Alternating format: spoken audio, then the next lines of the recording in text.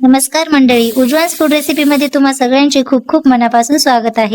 आजच्या रेसिपीमध्ये आपण सर्वांची लाडकी व जिभेवर रेंगाळणारी मुंबई स्टाईल चमचमीत पावभाजी बनवणार आहोत।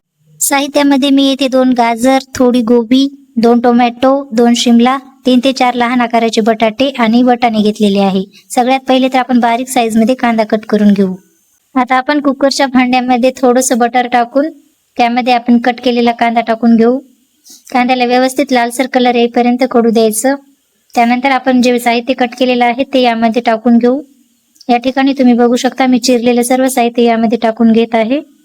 चिरलेल्या सर्व भाज्या यामध्ये टाकून आपण त्या मिश्रणाला व्यवस्थित परतून घेऊ आणि त्यामध्ये थोडंसं चवीनुसार मीठ टाकून घेऊ। आता आपण यामध्ये भाज्या शिजतील या प्रमाणात पाणी टाकून घेऊ।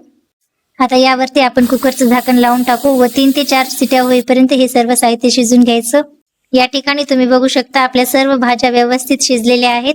आता आपण याला एका स्टँडने मॅश करून घेऊ। या सगळ्यांचा एकजीव होईपर्यंत त्यांना मॅश करून घ्यायचं। त्यानंतर आता आपण फोडणी देऊ।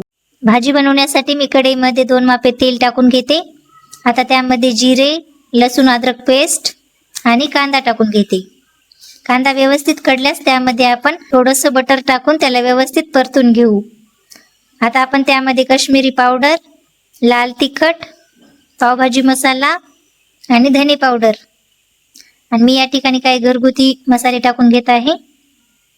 आता आपण त्यामध्ये कोथिंबीर टाकून घेऊ। आता या मसाल्याला तेल सुटेपर्यंत परतून घेऊ।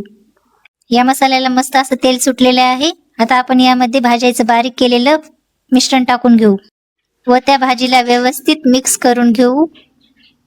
या ठिकाणी तुम्ही बघू शकता मी वरतून थोडंसं त्यावरती बटर टाकून घेते। आता यामध्ये बटर टाकून घेतलेलं आहे। आता आपण त्यावरती 2 मिनिटांसाठी झाकण झाकून ठेवू। आता आपली गरमागरम व एकदम झणझणीत अशी पावभाजी तयार झालेली आहे।